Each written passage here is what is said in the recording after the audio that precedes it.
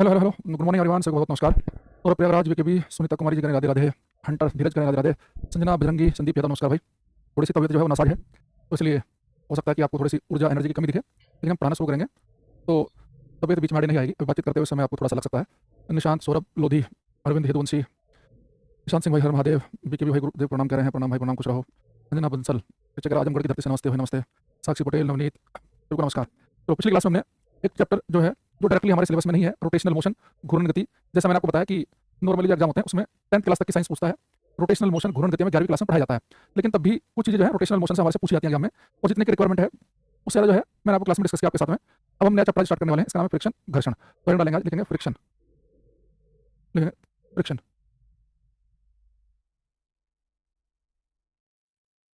घर्षण। हालांकि 10th class में फ्रिक्शन का बहुत ज़्यादा जिक्र नहीं है, लेकिन फ्रिक्शन को मोशन गति का एक पार्ट वाले चैप्टर पढ़ाया जाता है। इससे तो हमें काफ़ी चीज़ें आई हुई हैं, इससे तो डिटेल में पढ़ना ही पड़ेगा, है ना। तो क्लास प्रैक्टिस नहीं हुई थी, हाँ। बाकी क्लास लगी ना सभी की, ये बच्चा वीडियो नहीं चल रहा है। हाँ, कल जो है मैं एक्चुअली क्या कि बार जो है वो ऑडियो वीडियो क्लियर, ठीक है ठीक है।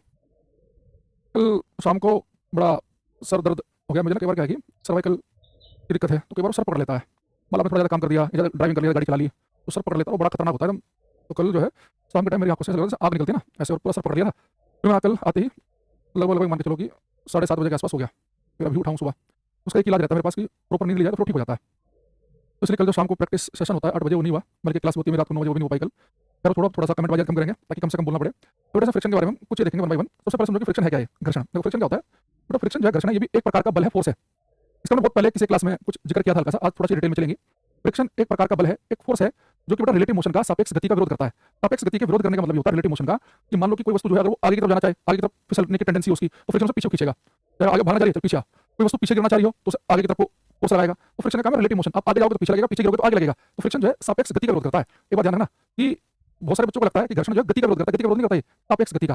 गति का विरोध ना करके सापेक्ष गति का विरोध करना, ये बहुत ही प्रगहन में एक साइंस के स्टूडेंट को समझना चाहिए कि देखो अभी मैं आपको बताऊंगा, फ्रिक्शन बहुत बार गति का सपोर्ट कर रहा होता है, फ्रिक्शन की वजह से वस्तु गति कर रही होती है। तो फ्रिक्शन गति का विरोध नहीं करता, सापेक्ष गति का विरोध करता है। सापेक्ष गति का मतलब कि आप आगे जाओगे तो पीछे लगेगा, पीछे गिरोगे तो आगे लगेगा। ये मैं एग्जांपल आपको क्लियर भी कर दूंगा। पहले आप एक लाइन लिख लेंगे कि friction is a force, friction is a force which opposes the relative motion. ये सब याद रखना, रिलेटिव मोशन। मैंने यहाँ पे खाली मोशन नहीं लिखा, रिलेटिव मोशन लिखा है। घर्षण, घर्षण एक बल है, घर्षण एक बल है जो कि सापेक्ष गति का विरोध करता है। Friction is a force which opposes the relative motion. सापेक्ष गति के विरोध का मतलब क्या है?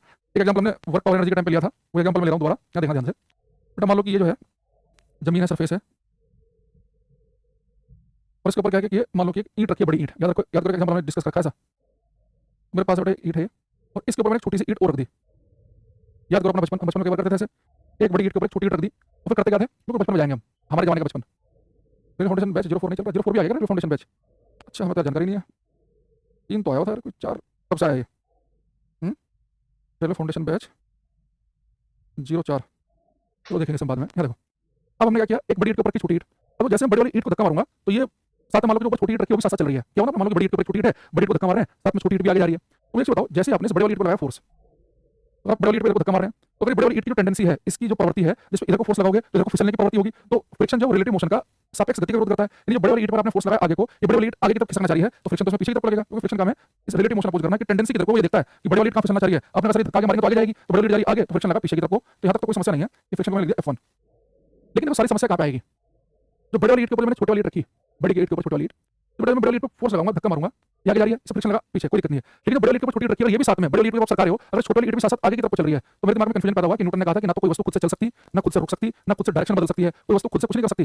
कोई वस्तु को चलती वस्तु को रोकना है, रुकी को चलाना है, तो फोर्स लगाना पड़ेगा। वही बड़ी वाली पर फोर्स लगाया, ये आगे जा रही है, समझ में आ रहा है, बड़ी वाली धक्का मारा तो रुकी वस्तु को चलाने के लिए फोर्स लगाना पड़ेगा, इसे फोर्स लगाया, आगे बढ़ी, फ्रिक्शन पिछला, कोई दिक्कत नहीं है। लेकिन छोटी वाली पर कुछ कर ही रहे हैं, तो छोटी वाली के साथ आगे जा रही है, यानी 100% छोटी वाली वस्तु पर भी कोई फोर्स, कोई बल लगा होगा, तभी आगे जा सकती है और नहीं जा सकती है। अब यहाँ पर तो हमने देखा कि हम तो बड़ी वाली फोर्स लगा रहे हैं, छोटी वाली को टच भी नहीं कर रहे, अभी आगे जा रही है, इसमें भी आगे की तरफ कोई फोर्स है, और यहाँ पे एक ही फोर्स है, वो क्या है, दोनों ईंट के बीच में लगने वाला फ्रिक्शन। यानी यहाँ पे जो होगा वो फ्रिक्शन जो है वो आगे की तरफ लग रहा है इस वाले पे, तो देख रहे हो यहाँ पे ये जो F1 फ्रिक्शन है वो क्या कर रहा है, ब्लॉक करना चाह रहा है आगे की तरफ को, तो इसने क्या किया, गति का विरोध किया, पीछे की तरफ लग रहा है। यहाँ पे जो F2 फ्रिक्शन है ये तो गति का सपोर्ट कर रहा है, छोटे वाले ब्लॉक को इसकी वजह से आगे चल पा रहा है, लेकिन सापेक्ष गति का विरोध यहाँ पर भी हो रहा है। तो सापेक्ष गति का विरोध कैसे हो रहा है, अगर मैं मान लूं कि ये दोनों के बीच में कुछ चिकनाट है, तेल भरा हुआ है, इनके बीच में कोई फ्रिक्शन नहीं है, इनके बीच में फ्रिक्शन ना हो, जैसे बेटा मैं बड़े वाले ब्लॉक पर धक्का मारूंगा ऐसे, बड़ा वाला ब्लॉक आगे जाएगा तो छोटे वाले ब्लॉक को पीछे की तरफ गिरने की कोशिश करेगा ना, भाई आगे निकल जाएगा, ये वहीं पे रहना चाहेगा, तो आपको पीछे की तरफ गिरते हुए दिखेगा, और फ्रिक्शन करता है रिलेटिव मोशन का पोज, अगर पीछे की तरफ गिरना चाह रहा है तो उसका कहां लग रहा है आगे की तरफ, तो रिलेटिव मोशन का पोज दोनों तरफ हो रहा है, यानी इसकी टेंडेंसी बड़े वाले ब्लॉक की आगे की तरफ खिसकने की है, आगे धक्का मारा इसकी टेंडेंसी आगे फिसलने की है, तो फ्रिक्शन कहां लगा पीछे की तरफ, जब मैं छोटे बड़े वाले ब्लॉक को आगे धक्का दूंगा तो छोटे वाला पीछे गिरना चाहेगा, तो फ्रिक्शन कहां लगा आगे की तरफ, तो रिलेटिव मोशन का पोज दोनों जगह हो रहा है, तो सापेक्ष गति का विरोध दोनों जगह, लेकिन यहाँ पे अगर मैं सापेक्ष शब्द को हटा दूं, गति को यहाँ पे सपोर्ट कर रहा है ये वाला फ्रिक्शन, छोटे वाले ब्लॉक इसी की वजह से आगे जा रहा है, इसलिए मैंने कहा आपसे कि जो छोटे वाला जो ब्लॉक है अगर यहाँ पे फ्रिक्शन ना हो तो कभी आगे जा नहीं पाएगा, तो पीछे की तरफ गिर पड़ेगा। तो फ्रिक्शन हमेशा गति का विरोध नहीं करता, सापेक्ष गति का विरोध करता है। सापेक्ष गति का मतलब ये है कि ब्लॉक की टेंडेंसी की तरफ गिरने की है, तो बड़े ब्लॉक को धक्का मारा आगे वो आगे जाना चाहता है, फ्रिक्शन पीछे लग गया, तो बड़े ब्लॉक को धक्का मारेंगे तो छोटे वाला पीछे गिरना चाहेगा तो आगे की तरफ लग गया, तो फ्रिक्शन जो है वो मैंने कहा कि वो सापेक्ष गति का विरोध करता है ना कि गति का। तो पेपर में पढ़ लेना इसने क्या लिखा है, लिखे कि घर्षण हमेशा गति का विरोध करता है, गलत बात है, घर्षण हमेशा सापेक्ष गति का विरोध करता है, यानी कि वो देखता है कि ऑब्जेक्ट की टेंडेंसी किधर को गिरने की है, जिधर को ऑब्जेक्ट गिरना चाहेगा उसके अपोजिट डायरेक्शन में लगेगा रिलेटिव मोशन। ठीक, अच्छा दूसरी चीज फ्रिक्शन जो है भाई ये बेटा ये है कॉन्टैक्ट फोर्स, संपर्क बल। फ्रिक्शन केवल तभी काम करेगा जब दो वस्तुएं कॉन्टैक्ट में हो, दो वस्तुएं संपर्क में हो। ऐसा नहीं है कि मैंने ईट ली अपने हाथ में और ईट को मैं ऐसे कर रहा हूं और बोलूं आप सोचता हूं कि जब ईट चल रही है तो जमीन इस पे कितना फ्रिक्शन लगा रही है, आपको सर जमीन में चली नहीं तो जमीन कहां से फ्रिक्शन लगाएगी, जब कोई वस्तु कॉन्टैक्ट में होंगे संपर्क में होंगे रगड़ लगेगी दूसरे पे, आप इस सरफेस के ऊपर से आगे की तरफ खिसकाओगे तो सरफेस क्या करेगा, अच्छा आगे की तरफ जा रहे हो ये पीछे की तरफ लगाएगा, तो फ्रिक्शन कॉन्टैक्ट फोर्स संपर्क बल है, ये तभी काम करेगा जब दो वस्तुएं संपर्क में हो। तो friction friction is A type of contact force, घर्षण घर्षण एक प्रकार का संपर्क बल है, घर्षण एक प्रकार का संपर्क बल है। Friction is a type of contact force, एक प्रकार का संपर्क बल है। दूसरी चीज एक प्रकार का फ्रिक्शन जो है केवल तभी पिक्चर में आएगा जब दो वस्तु संपर्क में होंगी, कॉन्टैक्ट में होंगी, बिना आपस में रगड़ लगे, बिना आपस में दूसरे के ऊपर चले, फ्रिक्शन काम नहीं करेगा। दूसरी चीज देखो हमारे प्रकृति में नेचर में चार मूलभूत बल हैं, किसी भी बल को हम इन चार में से किसी कैटेगरी में डालते हैं। जैसे एक हमारे पास में बल होता है न्यूक्लियर फोर्स, नाभिकीय बल। इलेक्ट्रिसिटी चैप्टर में पढ़ाता हूं बच्चों को कि नाभिकीय बल सबसे स्ट्रॉन्ग फोर्स है, तो स्ट्रॉन्ग न्यूक्लियर फोर्स मजबूत नाभिकीय बल है ना, प्रबल नाभिकीय बल। एक फोर्स हमारे पास में होते हैं इलेक्ट्रोमैग्नेटिक फोर्स, वैद्युत चुंबकीय बल, जो आवेशित कणों चार्ज पार्टिकल के बीच में लगते हैं, इलेक्ट्रोमैग्नेटिक फोर्स। एक होता है ग्रेविटेशनल फोर्स, गुरुत्वाकर्षण बल है ना, कि धरती एक वस्तु है, दो वस्तुओं के पास मास है, द्रव्यमान है, आपस में फोर्स लगाएंगे, ग्रेविटेशनल फोर्स सबसे कमजोर बल होते हैं। एक होते हैं वीक फोर्स, दुर्बल बल, तो दुर्बल बलों से भी दुर्बल होते हैं गुरुत्वाकर्षण बल, ग्रेविटेशनल फोर्स। तो चार फोर्स हैं, न्यूक्लियर फोर्स, नाभिकीय बल, इलेक्ट्रोमैग्नेटिक फोर्स, वैद्युत चुंबकीय बल, वीक फोर्स और ग्रेविटेशनल फोर्स, गुरुत्वाकर्षण बल। तो पेपर में क्वेश्चन आता है कि जो फ्रिक्शन है वो इन चारों में से कौन सा टाइप का फोर्स है, बड़ा याद रखना कि फ्रिक्शन जो है कोई इलेक्ट्रोमैग्नेटिक फोर्स है, वैद्युत चुंबकीय बल। आप कहोगे सर इलेक्ट्रोमैग्नेटिक फोर्स तो आवेशित कणों चार्ज पार्टिकल के बीच में लगते हैं, जब एक वस्तु दूसरे के ऊपर चल रही है तो यहाँ चार्ज कहां से आ गया, बेटा एक वस्तु दूसरे के ऊपर रगड़ खाती है ना, तो उस रगड़ की वजह से दोनों सरफेस के बीच में चार्ज क्रिएट हो जाता है, उसकी वजह से आपस में रिलेटिव मोशन का अपोज होने लगता है, क्योंकि चार्ज पार्टिकल क्रिएट होने की वजह से। तो ये एक प्रकार का वैद्युत चुंबकीय बल है, ना कि आप टिक लगा के आ जाओ कि ये गुरुत्वाकर्षण बल है या ये नाभिकीय बल है, इस पर टिक नहीं लगाना। तो गुरुत्वाकर्षण बल नहीं आंसर है हमारा, नहीं नाभिकीय बल है। तो फ्रिक्शन कौन सा टाइप का फोर्स है, इलेक्ट्रोमैग्नेटिक फोर्स। क्यों, जब दो वस्तु दूसरे को रगड़ खाएंगी तो रगड़ की वजह से दोनों के बीच में चार्ज क्रिएट हो जाते हैं। तो आप लिखेंगे friction friction friction is an electromagnetic force, घर्षण एक वैद्युत चुंबकीय बल है, घर्षण एक वैद्युत चुंबकीय बल है। अच्छा एक बेटा याद करो, जब मैंने आपको ग्रेविटी वाला चैप्टर पढ़ाया था तो मैंने एक शब्द जो है जिक्र किया था कि जो गुरुत्वाकर्षण बल है, मैंने कहा था कि वो कंजर्वेटिव फोर्स है, संरक्षी बल। लेकिन बेटा मैंने उस समय आपको बताया था कि जो घर्षण होता है ना वो नॉन कंजर्वेटिव असंरक्षी बल है। नॉन कंजर्वेटिव असंरक्षी बल होते हैं कि जिनके द्वारा कितना कार्य किया गया वो रास्ते पर, पाथ पर, मार्ग पर निर्भर करे। आपको सोचो जब किसी वस्तु को आप जमीन पर रगड़ के लेके जाओगे, अगर आप यहाँ से यहाँ तक छोटे रास्ते से लेके गए तो घर्षण कम काम करेगा, लेकिन यहाँ से यहाँ तक वस्तु लेके गए लेकिन लंबे रास्ते से, तो पूरा रगड़ इतना दूर जा रहे हैं तो घर्षण के द्वारा कार्य ज्यादा किया जाएगा। तो घर्षण ने कितना कार्य किया वो इनिशियल या फाइनल पोजीशन पर डिपेंड नहीं करता, वो इनिशियल फाइनल पोजीशन के बीच में कौन सा मार्ग आप फॉलो कर रहे हो उसमें निर्भर करता है। तो किसी बल के द्वारा क्या कार्य इस बात पर निर्भर करे कि कितना कार्य किया गया वो रास्ते पर निर्भर करे, मार्ग पर, उसको कहते हैं असंरक्षी बल। तो फ्रिक्शन जो एक नॉन कंजर्वेटिव फोर्स का एग्जांपल है। आपके लेवल पे जब कभी क्वेश्चन आता है इनमें से कौन सा असंरक्षी बल है, नॉन कंजर्वेटिव फोर्स है, आपको 99% फ्रिक्शन लिखा मिलेगा। लेकिन यहाँ पे friction friction is a non conservative force, friction is a non conservative force, घर्षण एक असंरक्षी बल है, घर्षण एक असंरक्षी बल है। Friction is a non conservative force, is a non conservative force, असंरक्षी बल। बेटा सारे याद रखना कौन सा फोर्स है, नॉन कंजर्वेटिव, कॉन्टैक्ट फोर्स है, उसको संपर्क में होंगे तभी काम करेगा। कौन से कैटेगरी में आता है, इलेक्ट्रोमैग्नेटिक फोर्स की कैटेगरी में आता है। क्या करता है, सापेक्ष गति का विरोध करता है। ये कुछ बातें ध्यान रखनी है, ठीक है। उम्मीद कर रहा हूं कि आप सब मेरे साथ लिख रहे हैं और ये सारे पॉइंट जितने लिखे हर एक पॉइंट अपने आप में काम का है, ठीक है। अच्छा अब आगे बढ़ते हैं। एक चीज देखना अभी कि इस सेट में अगर आपसे कहूं कि एक वस्तु है, ये सॉरी सरफेस के ऊपर एक वस्तु रखी हुई है, ठीक है।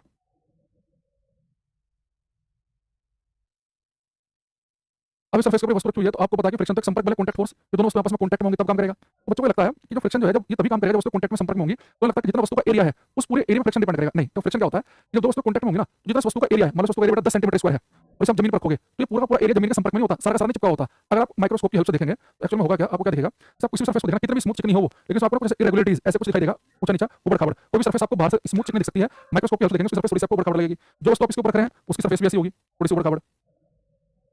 ठीक, अब मान लो कि आपने ये वस्तु जो है इस वस्तु को आप क्या कर रहे हैं जमीन के ऊपर रख रहे हैं, तो जैसे आप इस वस्तु को जमीन के ऊपर रखोगे तो अगर आप बड़े ध्यान से देखो एक्चुअल में होगा क्या, आप ध्यान से देखें कि ये जो वस्तु है ये केवल यहाँ पे टच कर रही है जमीन को, यहाँ पे टच कर रही है ना, ये मान लो यहाँ तो कर ही नहीं रही है, थोड़ा सा मान लो कि यहाँ पे टच कर रही है, थोड़ा सा चलो कुछ और समझाने के लिए।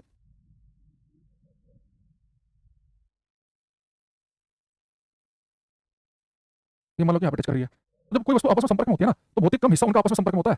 तो ये जितना एरिया आपस में संपर्क में है फ्रिक्शन केवल इतने पार्ट डिपेंड करेगा, इस वस्तु का इतना एरिया जो कि सरफेस के साथ में संपर्क में है ही नहीं वो इंपॉर्टेंट नहीं है। आपको देखो जैसे आपके पास एक हाथी है, एक हाथी है, आपको लगा होगा जब दोनों हाथ मिलाते हैं दोनों हाथ आपस में पूरा टच कर रहे हैं, ऐसा नहीं होता। आप ध्यान देखेंगे ना, जैसे यहाँ पे हाथ का वाला ऐसे उठा हुआ है, ये उठा हुआ बीच में गहरा सा है, तो दोनों हाथ में मिलाएंगे ना, क्या पूरा 100% जितना एरिया इसका है ये दोनों पूरा 100% एरिया आपस में संपर्क में होता नहीं, बीच में गैप रहता है ना। तो दो वस्तुएं आपस में संपर्क में होती हैं तो आपको बाहर से आभास हो रहा है, उस आभासी क्षेत्रफल पर अपरेंट एरिया पे मान लो कि बाहर से आपको लगा कि उसका एरिया जो है 100 सेंटीमीटर स्क्वायर है, तो फ्रिक्शन उस आभासी क्षेत्रफल पर डिपेंड नहीं करता, एक्चुअल एरिया कितना कॉन्टैक्ट में है, जितना एरिया एक्चुअल में कॉन्टैक्ट में होगा फ्रिक्शन के एरिया उतनी डिपेंड करती है। तो अगर एक्चुअल एरिया कॉन्टैक्ट में ज्यादा हो सकता है कि मेरे पास एक वस्तु इतनी बड़ी हो केवल इतनी सी हो, इतनी बड़ी है एक वस्तु इतनी सी है, लेकिन ये जब जमीन के ऊपर रखी जाए तो मान लो कि यहाँ पे जो है ज्यादा क्षेत्रफल संपर्क में हो और इतनी बड़ी वस्तु रखी मैंने जमीन के ऊपर, इसमें बहुत ही कम एरिया संपर्क में हो तो फ्रिक्शन यहाँ पे ज्यादा लगेगा, यहाँ पे लगेगा उतना। तो फ्रिक्शन इस बात पर डिपेंड नहीं करता कि बाहर से वस्तु का जो एरिया है इसका ज्यादा है इसका कम है, फ्रिक्शन के लिए डिपेंड ये करता है ये वस्तु बड़ी बहुत बड़ी छोटी हो तो जमीन पर रखी जाए अगर बहुत ज्यादा एरिया मान लो कि संपर्क में है, यहाँ पर मान लो कि यहाँ पे बहुत ज्यादा एरिया संपर्क में है तो यहाँ पर फ्रिक्शन ज्यादा लगेगा, यहाँ पे फ्रिक्शन कम लगेगा। तो फ्रिक्शन जो है आभासी बाहर से क्या दिख रहा है उस क्षेत्र पर डिपेंड नहीं करता, वास्तव में कितना संपर्क क्षेत्रफल है वो इंपॉर्टेंट है। ऐसा समझो कि आपने टेबल ली, टेबल आपने 4 पाई लगा रखे हैं, जब टेबल को जमीन पर रखोगे ना तो जो 4 पाई का जो क्षेत्रफल है मान लो सारा सारा टच कर रहा है तो उतना ही इंपॉर्टेंट है, कोई ऊपर का टेबल क्या उससे मतलब नहीं है, जितना जमीन और वस्तु के बीच में संपर्क में जो क्षेत्रफल होगा वो काम का है। तो आप लिखेंगे the value of friction, the value of friction does not depend on apparent area in contact, it's depend on actual area in contact। देखेंगे घर्षण बल का मान, घर्षण बल का मान, घर्षण बल का मान आभासी, घर्षण बल का मान आभासी संपर्क क्षेत्रफल पर निर्भर नहीं करता है, यह है वास्तविक संपर्क क्षेत्रफल पर, यह वास्तविक संपर्क क्षेत्रफल पर निर्भर करता है। एक्चुअल में कितना एरिया कॉन्टैक्ट में है वो इंपॉर्टेंट है, बाहर से क्या दिख रहा है वो इंपॉर्टेंट नहीं है। मतलब कभी कोई आपसे ज्ञान के तौर पर पूछने लगा है कि बेटा बताओ एक वस्तु ये है ए और एक वस्तु है ये ए बी, ये ए है ये बी है, इन दोनों को मैंने सेम ही सरफेस पर रखा इसको भी और इसको भी, तो बताओ किस पे ज्यादा फ्रिक्शन लगेगा ए पे कि बी पे, तो आप क्या कहोगे। हमारे पास में दो ब्लॉक हैं ए और बी, दोनों को हमने सेम ही सतह पर रख दिया और अब हम चला रहे हैं दोनों को रख रहे हैं आगे की तरफ को, इस पर फ्रिक्शन जो है वो ज्यादा लगेगा ए पे कि बी पे भी। तो आपको उस बात पर डिपेंड करेगा जब ए और बी को जमीन पर चलाओगे तो कौन सी वस्तु का एरिया ज्यादा संपर्क में है जमीन के। ये जरूरी है कि इसके एरिया यहाँ पे बाहर से ज्यादा दिख रहा है तो इसका कॉन्टैक्ट में भी ज्यादा रहा हो सकता है कि यहाँ पे बहुत कम इरेगुलरिटीज हो, यहाँ पे अनियमितताएं बहुत कम हो, उतना ऊपर खाबड़ ना हो सरफेस, या फ्रिक्शन कम लग सकता है, मान लो कि बहुत ही रफ सरफेस हो, बहुत ज्यादा ऊपर खाबड़ हो ज्यादा लग जाएगा। तो कितना वास्तव में जमीन पर रखने पर ज्यादा कॉन्टैक्ट एरिया कहाँ बनेगा उस पर डिपेंड करेगा। नहीं, फ्रिक्शन इस बात पर डिपेंड कर रहा होता है कि अगर सरफेस बहुत ही रफ होगी खुदरी होगी तो ज्यादा जब ज्यादा रफ यानी ऊपर खाबड़ होगी ज्यादा कॉन्टैक्ट एरिया आएगा संपर्क में, स्मूथ होगी चिकनी होगी उसको कम लगेगा उसको ज्यादा लगता है। ठीक है, अच्छा दूसरी चीज एक बार यहाँ पर देखना कि एक फ्रिक्शन होता है, एक हमारे एक मिसकंसेप्शन बच्चों के दिमाग में ये भी होता है कि मान लो कि मेरे पास में ये दो वस्तुएं हैं, सेम सरफेस पर चला रहा हूं मैं, सेम वस्तु को, ये वस्तु थी वही जो कि तू ये है, दोनों सेम है। अब इस सरफेस पर चल रही है 6 मीटर पर सेकंड से, जब 6 मीटर पर सेकंड से चल रही थी तो मान लो कुछ फ्रिक्शन लग रहा था जमीन का, है ना, ये 6 मीटर पर सेकंड से आगे भाग रही है तो पीछे की तरफ फ्रिक्शन लग रहा है कुछ इसके ऊपर। इसी वस्तु को अगर मैं 6 की जगह 10 मीटर पर सेकंड से भगाना शुरू कर दूं, स्पीड इसकी बढ़ा दूं तो फ्रिक्शन की वैल्यू बढ़ेगी घटेगी सेम रहेगी, क्या होगा। तो कोई वस्तु जो है जो 6 मीटर पर सेकंड से चल रही थी अगर उसी की स्पीड बढ़ा के 10 कर दिया जाए तो उसके बाद फ्रिक्शन का मान बढ़ेगा घटेगा कि सेम रहेगा, आपको बताना है। फ्रिक्शन का मान बढ़ेगा घटेगा कि सेम रहेगा।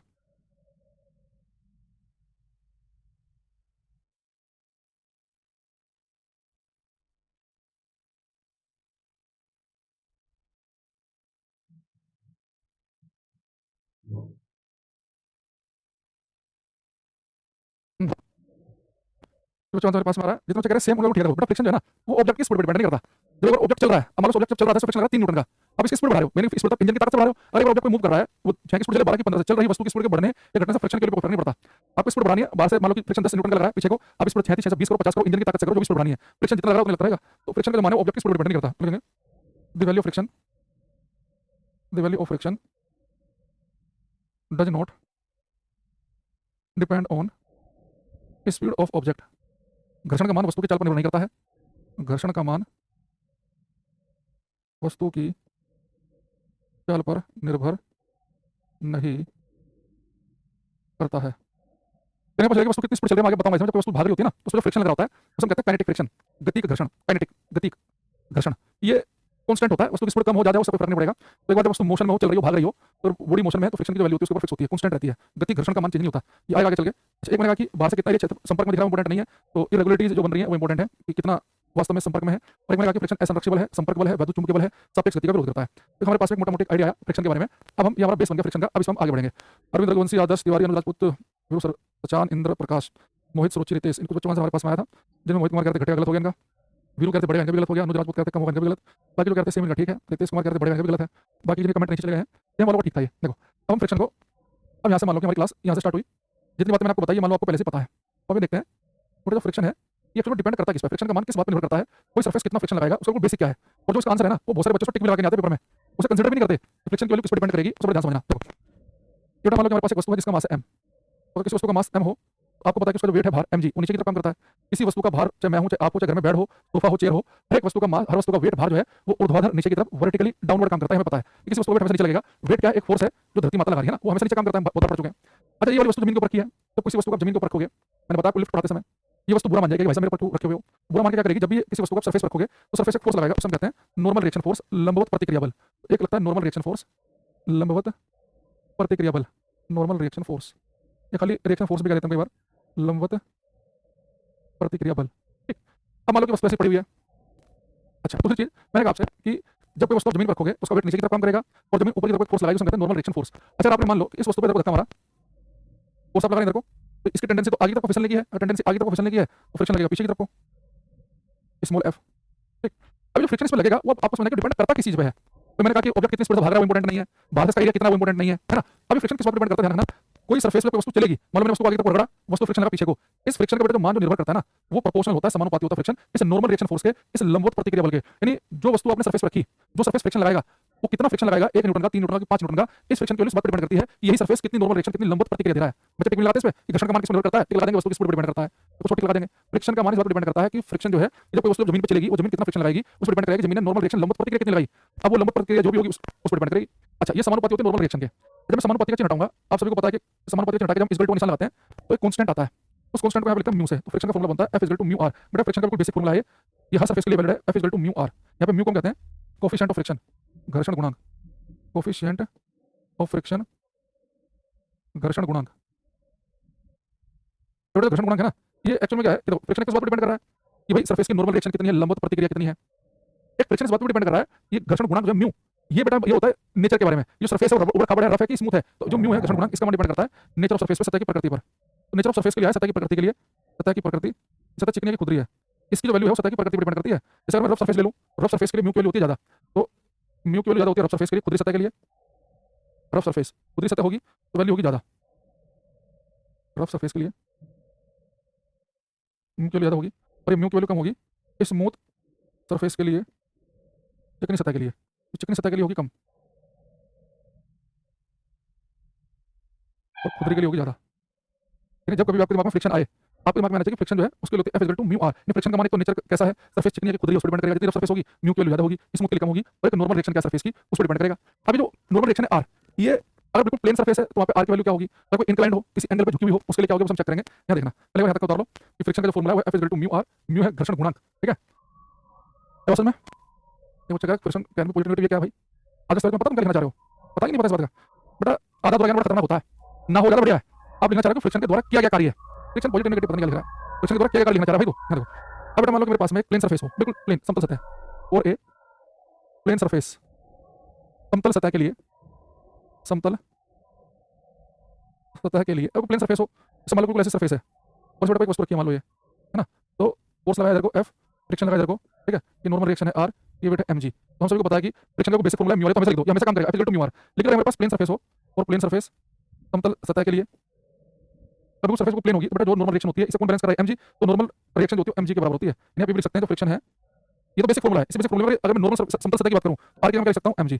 फ्रिक्शन का फॉर्मूला हमारे पास ये बन गया F equal to mu mg। Friction का फॉर्मूला एक ही है म्यू r, बस मैंने r की जगह mg पुट कर दिया। अगर मेरे पास में कैसी सरफेस हो, बिल्कुल प्लेन सरफेस हो, समतल सतह हो, बिल्कुल ऐसे, बिल्कुल प्लेन, जो ऐसे तिरछी झुकी हुई ना हो किसी एंगल, बिल्कुल प्लेन सरफेस हो, तो r बैलेंस होता है mg के द्वारा, तो बस मैंने r की जगह mg लिख दिया। फॉर्मूला ये है म्यू r, बस r की वैल्यू मैंने पुट कर दी mg। लेकिन अगर ये प्लेन सरफेस ना हो, इंक्लाइंड सरफेस हो, मैं एक इंक्लाइंड सरफेस ले रहा हूं मैं, ये मान लो कि थीटा एंगल पे है, इसके ऊपर मैंने एक वस्तु रखी यहाँ पर, आपको पता है कि किसी वस्तु का जो वेट है वो तो सीधे वर्टिकली ऊर्ध्वाधर नीचे की तरफ काम करेगा, यहाँ तक तो कोई दिक्कत नहीं है, ये हो गया mg।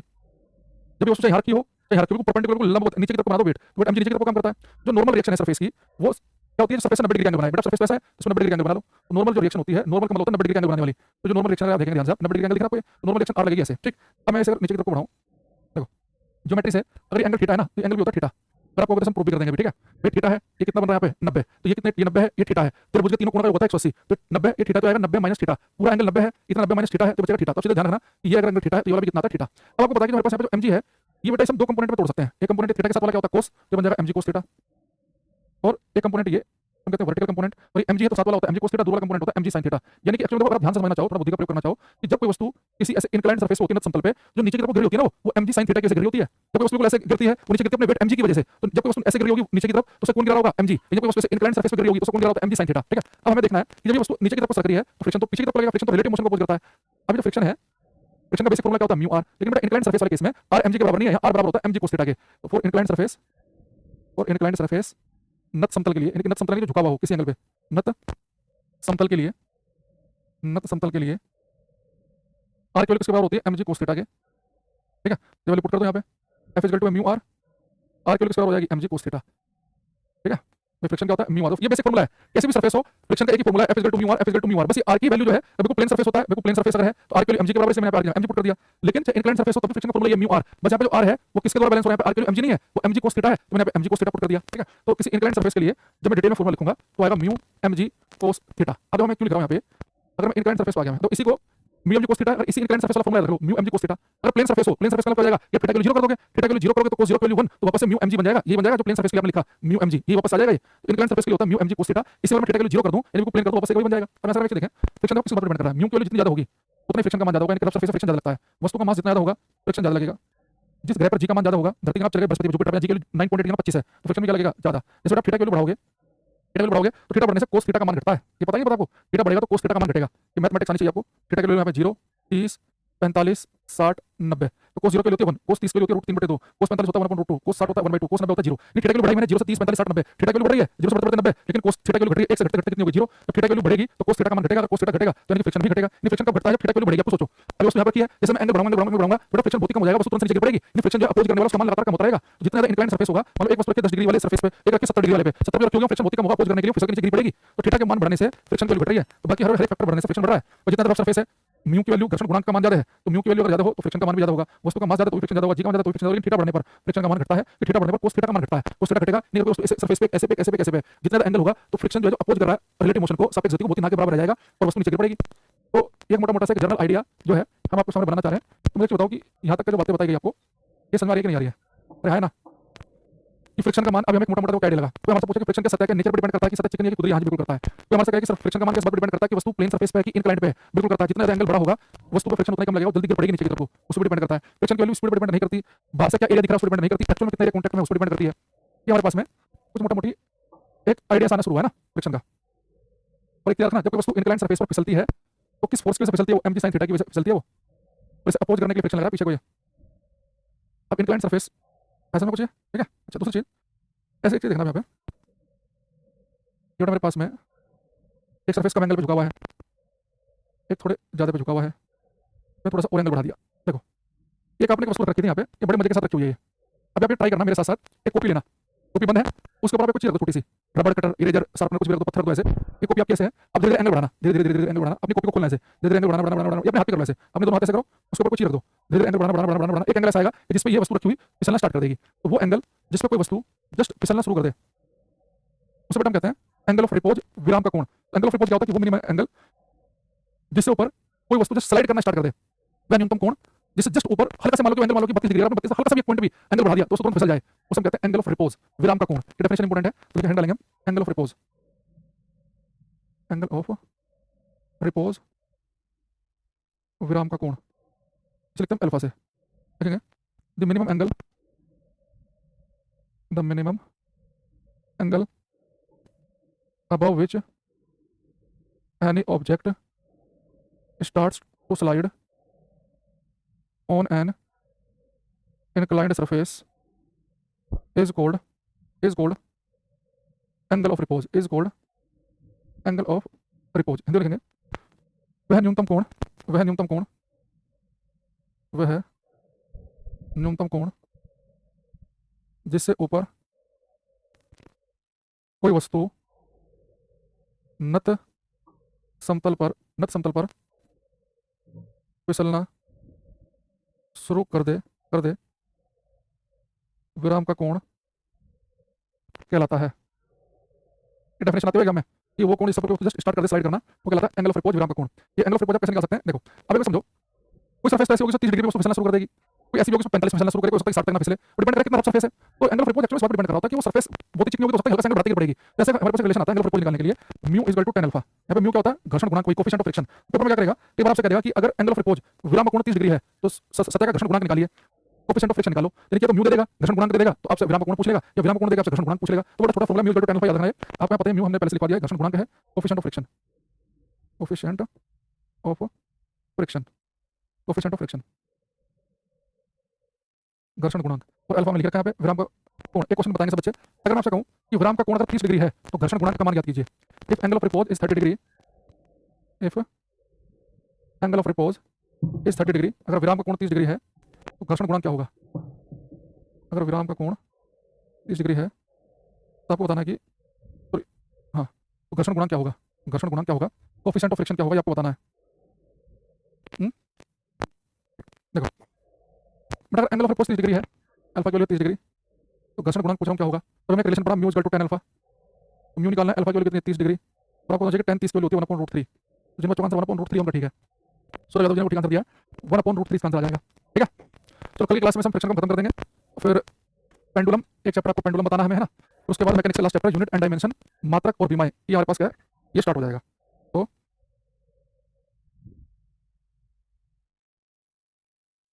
हाँ, ठीक, चलो कल मिलते हैं, आज इतना ही। Thank you everyone, take care.